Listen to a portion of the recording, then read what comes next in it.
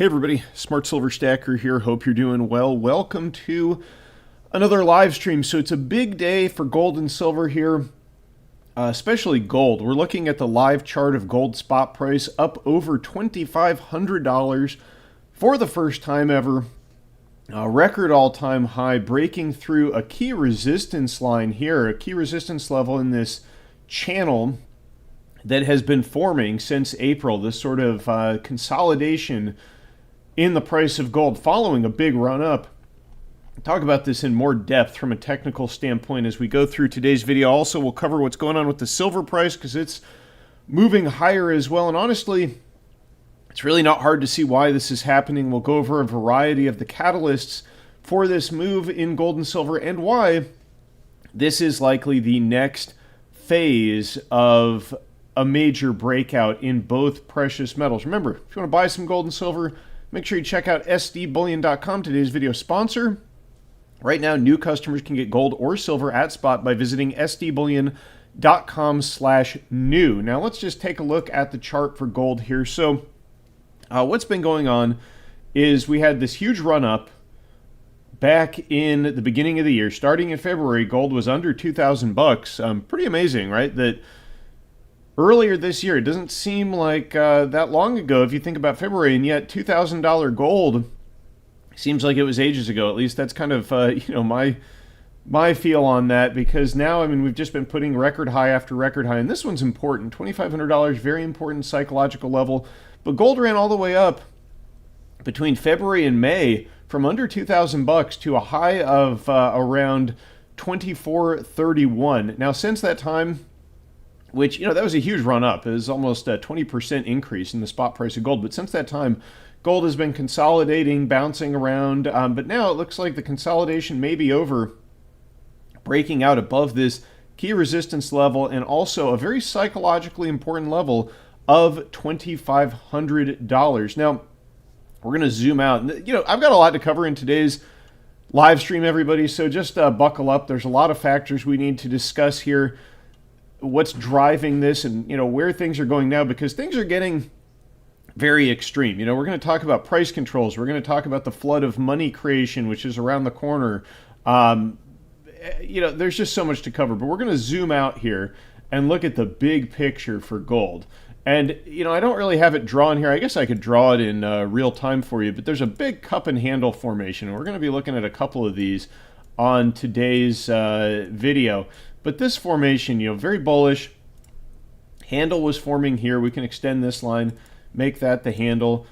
Gold broke out of this right back here earlier this year. We talked about that live at the time. It triggered a big run up, but it's not done yet. If you take just the way you would determine a price target for this, take the difference between the bottom and the top here. It's around $1,000. You add that to the point of the breakout. That means we're probably heading to $3,000 gold. And if what's happening here is similar to the run up earlier this year where we got about a 20% increase, well, if you go 20% from here, $2,500, that takes you right to $3,000 gold. So I think it's possible before the end of the year even. Let's see what we've got going on here in the silver market. So silver, it's quite a bit to look at. I've got several things I want to go over here. First of all, as we've covered in recent live streams, silver has been in a downtrend for the past month, which it is now broken out of. Broke out of it yesterday, continuing to put on gains today. Looks like we might close the day above $29. And today is the end of the week, actually. That's something I didn't mention. So not only, and again, we got 10 minutes more of trading, so I guess it's possible that gold could crash at this point, but doesn't seem too likely. But it's very likely gold is about to put in the highest weekly close on record. If it closes above $2,500, it's going to be off to the races, I think, very soon. Now, silver. So we're breaking out of a downtrend here. We bounced off of this significant support that we touched in the beginning of August, around $26. We had rallied off of that back in May. Previous to that, this was a region of significant resistance. So now it is strong support. Silver bouncing from a very strong level of support here, and I think that we now may be done with the consolidation and the retest. Now, Let's look at this chart down here, and then I'll get rid of it so we can look at silver in more detail. This is the gold to silver ratio.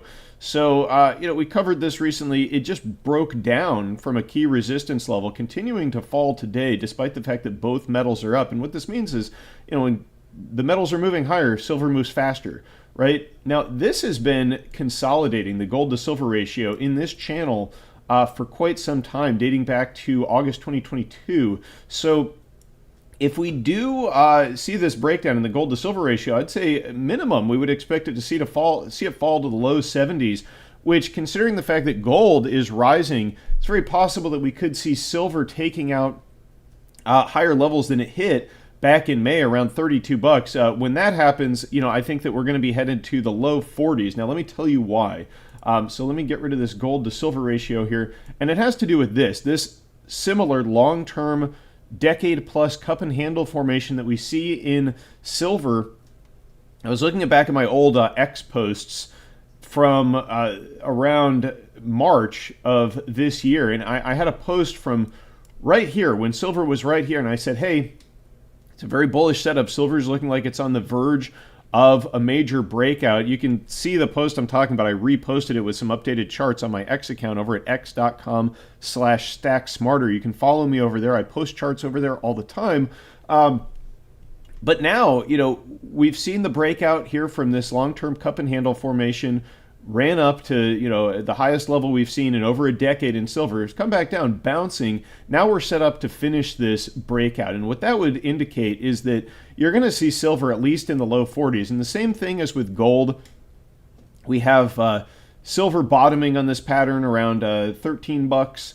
The point of the breakout here is at 25. You want to take kind of the difference there and apply that, and that gets you right to around $40 silver. So, what we're seeing here is the next phase of a major breakout. Now, that covers the technicals. Let's get into the fundamental factors that are driving this breakout here. So the first thing is geopolitical tensions. That is a big one. And I see a lot of familiar faces. Before I get into the fundamentals, let's just do a little roll call here. A lot of familiar faces in the chat. C130, Constitutional Stacker, Joe Potter, a bunch of people that I love to see in the chat, the familiar faces. Do me a favor. If you're new to the channel, subscribe, first of all. If you're watching, you're a regular viewer, you enjoy these videos, you get some value from them, do me a favor. Just smash the like button and consider sharing this video on your social media platforms, bringing some of the reality of what is going on with the precious metals and with our monetary system to light.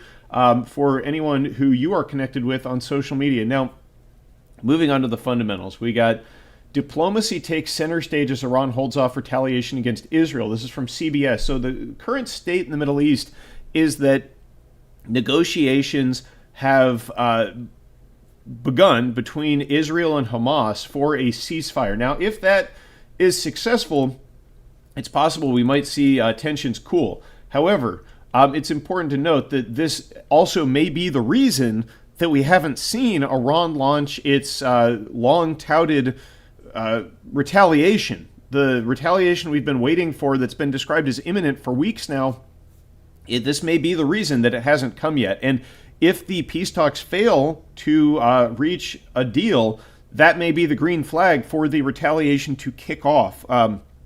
So right now, U.S. assessments are that Iran will not seek to disrupt ongoing ceasefire negotiations. Again, that may be the reason that we haven't seen the retaliation yet. I want to wait for this to be over. Senior officials will reconvene in Cairo before the end of next week to try to conclude the deal. So that might give you a clue as to when, if these peace talks are not successful, we may see an increase in hostilities. Certainly nothing is certain over there, and National Security spokesman John Kirby has told reporters that an Iranian attack could come with little or no warning, certainly could come in the coming days. There's been a lot of exercises occurring in Iran right now. That seems to be the MO. When you have constant satellite surveillance, you want to obfuscate what you're doing. You just kind of have to constantly be staging what could potentially be an attack. Hope your enemy gets a little complacent, but who knows? Clearly, the potential for an attack is still looming, and I think that has a lot to do with why gold is breaking out to new record all-time highs. Not to mention the fact that geopolitical tensions are not limited to the Middle East in scope.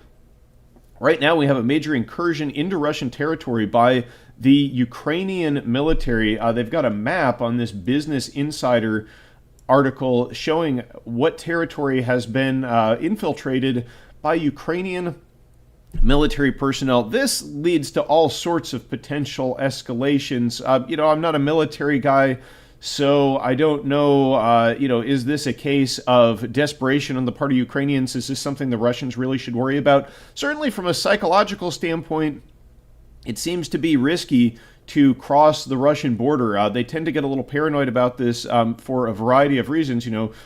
Several militaries throughout history have tried to invade Russia and divide it up, and it's not that long ago that that guy with the mustache was doing this back in the 1940s. Now, that's not to pass any kind of judgment on the current conflict over there. I mean, as far as I'm concerned, I don't really have a dog in the fight between Ukraine and Russia. It seems fairly far removed from me. It doesn't seem like something I need to have an opinion about, but what I do have an opinion about is that there's an escalation there, and it seems like there's a real possibility that, the Russians might decide to use tactical nuclear weapons, escalate things as their paranoia regarding their territorial integrity really kicks in here. So, just goes to show that this is not limited to the Middle East. Right now, there are a number of hotspots. You've got the Korean Peninsula, you've got Southeast Asia, you got the Philippines and China, you got Taiwan, you've got political situations throughout Africa are unstable, you got Bangladesh having their leader deposed, you got riots in the UK. So, geopolitical uncertainty is the name of the game right now, and that means that people want to have their hands on some physical assets. Now, here's a big reason why gold is likely hitting record all-time highs, and that's because the Fed balance sheet, despite the fact that the Fed is likely to reverse course and begin an easier monetary policy next month, still remains over $7 trillion. So, normalization, the quantitative tightening that we've been experiencing for the past couple of years, likely coming to an end, and they honestly haven't made much progress, right? I mean, they've gotten back to the levels post-pandemic level QE when $3 trillion worth of government debt and mortgage-backed securities was bought up by the Fed. Direct, debt monetization, massive expansion in the money supply. This is a reason that you see inflation across assets, and gold and silver are no exception.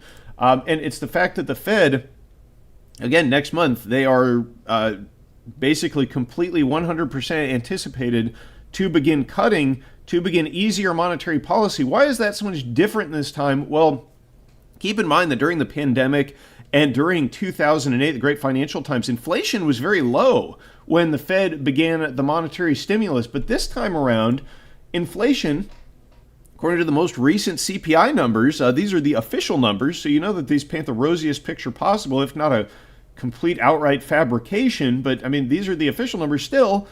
Core CPI at 3.2% year over year, CPI at 2.9%. This is nowhere near the Fed's 2% target, and yet they're already beginning to cut. Now, why are they doing that? Is it because, as Powell says, the inflation could lag monetary policy? Is he concerned that, oh no, inflation might get below 2%? Like, that would be so horrible, right? If inflation were to just dip below 2% briefly because the Fed hesitated to cut rates. I mean, that's what he acts like, we got to make sure that we keep it above 2%. Never mind that it was, at 9% back in June of 2022. That's like, 5 years worth of inflation at 2%. So, if you want to try to average out the inflation rates, maybe we could deal with a little bit of lower than 2% inflation. But no, the Fed is going to begin cutting now. But the real reason isn't because their inflation fight is over. Their inflation fight was doomed from the beginning. The real reason is because, there's a variety, but one reason is because the banks are sitting on $517 billion in unrealized losses. This is from the FDIC. A lot of that is on U.S. debt instruments, securities that they're holding on their balance sheet that yield far below what the current yield is on bonds, so they've taken these huge unrealized losses. If they are forced to realize those losses, as we witnessed back in March of 2023, some of those banks could fail. Silicon Valley Bank, for example. So, that's a big reason why the Fed is cutting. Another big reason, $35 trillion, $35.16 trillion now of government debt that we're paying a huge amount of interest on. The exploding exponential increase in government interest payments are a big reason why the Fed is about to begin cutting, because we're paying over $1 trillion in interest now. We're paying more on interest than we are on defense. Despite the fact that we have the largest defense budget in history, it's nearly $1 trillion, but we're paying more than $1 trillion in interest on our debt right now. So the Fed needs to get in there and cut to enable the government to continue its massive accrual of debt, right? It's massive levels of borrowing. It's enormous levels of deficit spending. Here's another reason that gold is hitting record all-time highs. That's because the World Gold Council reports that in quarter two, total gold demand reached the highest quarter two on record. Yeah, big increase in technological demand, 11% year over year. That's a big deal for gold.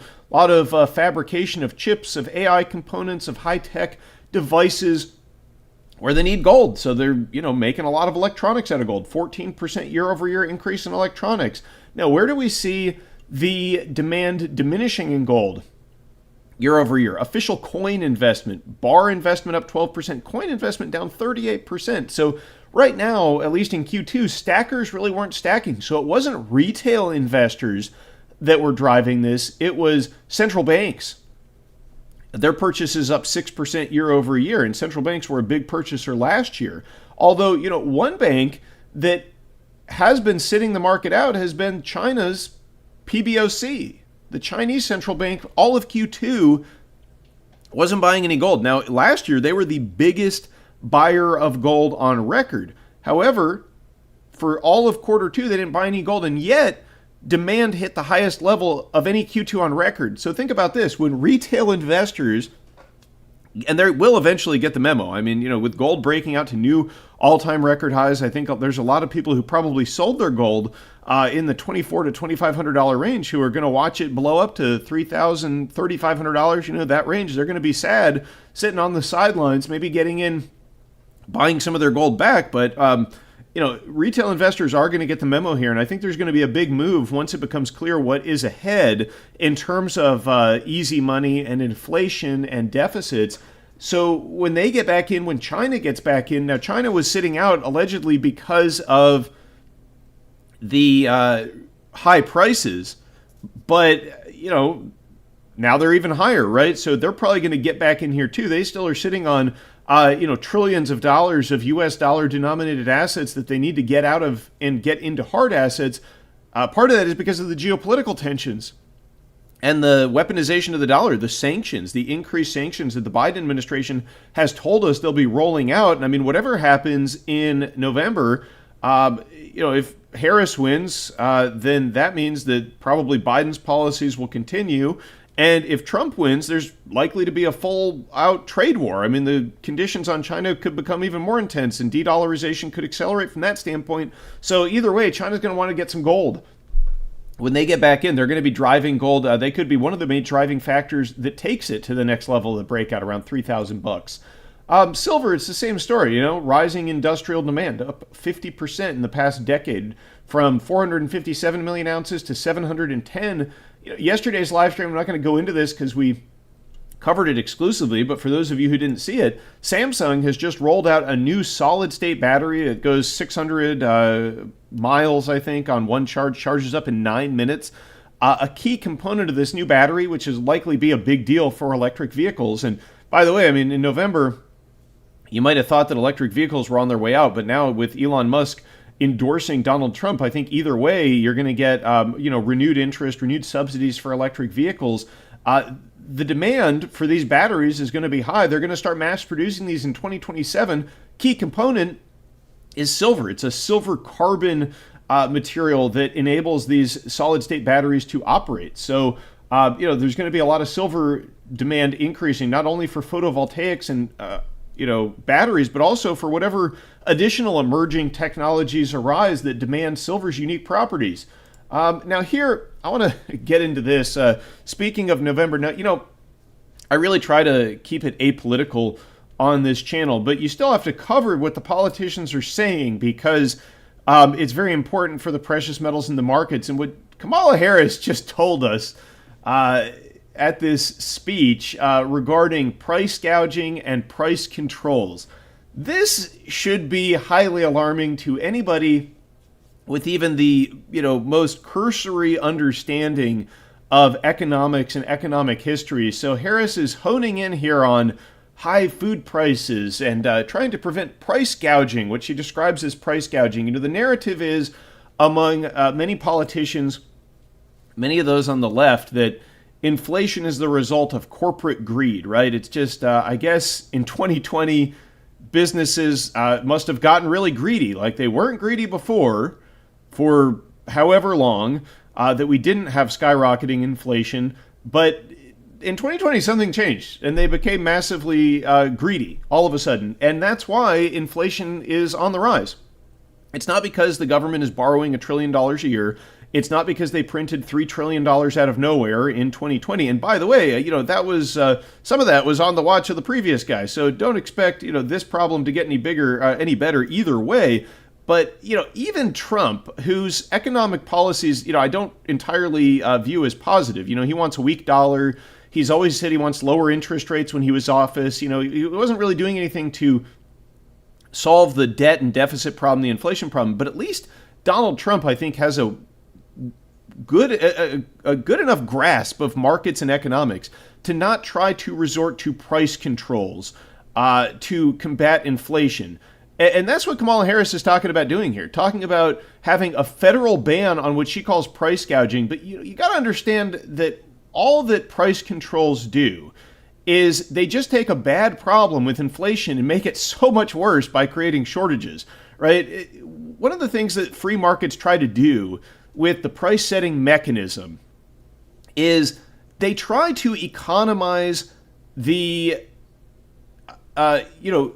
use of scarce resources. They try to economize and distribute them efficiently, right? So if something is in short supply, the price rises, and that means that it becomes more valuable. Maybe people who didn't need to use it before, when it was at a lower price, they were using it. Now they'll find an alternative when the price rises. It's like in economics, supply and demand. The cure for high prices is high prices. And this attempt in the hubris of government to circumvent the free market and say, no, prices are rising, but this is just corporate greed. It's not because, we've massively expanded the supply of dollars that these goods are priced in. No, it's got to be because corporations suddenly are greedy. This really just circumvents this whole mechanism of the free market to economize scarce resources. So if what you do is, one, you implement regulations and policies which, create higher costs because now producers of goods have to comply with these regulations, often at cost. It costs them something to do that. So that puts upward pressure. But then when the prices rise, and also, you're debasing the currency, so the prices rise, you say, well, we're just going to freeze prices at a certain level. All that means is that you run out of that stuff. This has been witnessed time and time again in the Soviet Union, in Venezuela, in Maoist China. This government manipulation in the economy never works out the way that we are told. And yet this is what we're on the verge of. And look, if this is going to be the policy moving forward, then inflation is going to get a lot worse, right? Because they're just going to double down on the money printing. And then when the levels get too high to be politically acceptable, they'll just implement these price controls and point their finger at others. It's a real recipe for big problems. You also, in addition to stacking gold and silver, you might want to go stack up on some food while it's still cheap enough to buy and while you can still get it on the shelves. But this is alarming. Also, she's saying that they're going to support home buyers with a $25,000 down payment subsidy. So, this is also going to pump a tremendous amount of money into the economy, both on the part of home sellers. They're going to be getting more money. It's going to inflate the price. There's going to be more money chasing the same amount of housing. This is just like what you see with education when the government began subsidizing student loans. The cost of education has absolutely skyrocketed. If they start pouring $25,000 into every home purchase, it's just going to mean the price of houses goes up, right? Because everybody who is a buyer gets that $25,000. So you might as well just say all the houses are going to cost $25,000 more because all the sellers will be able to ask for that. Now, maybe will some people be able to buy a house that couldn't before? Yeah, maybe, but they're going to be buying it at an elevated price too. So then they're going to be saddled with debt. Also, where's this money coming from? Where's $25,000 per house sale coming from? I mean, we don't have any money, right? We're already borrowing $2 trillion a year. And yet here we are on the verge of a war, which is going to be very costly if it breaks out, in any of these various theaters. We're already waging proxy wars. We're already ramping up the deficits as the economy has been eviscerated by the policies of the current administration, of which, Kamala is a part of, by the way. So it's like the fact that she's saying she's going to turn everything around and fix everything is so crazy. And again, this is not like an endorsement of Donald Trump. I think we're going to still see a lot of inflation and a lot of problems if he wins in November, but it's hard to imagine that he could screw things up worse than what we're being told they're going to do if Harris wins. So I don't know. I mean, pick your poison, I guess, at this point. It's like I think we're being forced to choose between skyrocketing inflation or skyrocketing inflation plus shortages. So take your pick. I mean, I guess, with Harris, you get the shortages thrown in for the, bundle. So maybe that's the worst pick. I don't know. I'm not real hopeful, though, about the November solution. And now I'm outright terrified of what we might see after this election, after seeing these announcements. So, look, I mean, the bottom line here is there's a lot of uncertainty. There's a lot of inflation right now. The past 4 years, 25% debasement of the currency since January of 2020. Trueflation, that's the official numbers, right? That's just the running total compounded annual inflation rate is 25%. And very likely 4 years from now, you're going to be looking back on that and thinking, wow, that was nice to only lose 25% of the purchasing power of your dollar in 4 years. But look, the situation here is that gold and silver are sending us a clear warning signal, I think. And let's see, we've closed now in gold since this is a live stream. Wow, gold closed near the highs of the day. 25.09 official spot close, the new record all-time high close in the price of gold, breaking through a key psychological level. Let's zoom this out to the weekly chart just to show this is the highest weekly close on record as well. A major blowout week for gold. Next week could be very interesting when it comes to the precious metals, folks. The prices are frozen over the weekend, so you can do some stacking. Silver's still really cheap. Let's see where silver closed. Hopefully also near the highs of the day. Yeah, it did. A very solid close for silver, almost hitting $29 at the very highs of the week. So this is it, folks. I mean, both charts are looking very bullish. I don't know what's going to happen in the immediate short term. On Monday, what's going to happen? I don't know. It probably depends on what happens over the weekend. Certainly, we're being set up for a potential big move over the weekend, given the geopolitical tensions. I'm sure you've noticed that a lot of times these major geopolitical events tend to happen on Saturdays for whatever reason that is. Maybe it's just a coincidence, right? Maybe not. Maybe they do that because markets are closed. That could also be a reason why that takes place. But either way, this is likely going to be a very interesting week and months ahead. I think gold and silver likely headed to new all-time highs. I mean, silver's got a lot of catching up to do, but just based on this chart, the cup and handle formation that goes back more than a decade, we're probably headed to $40 plus gold or silver very soon.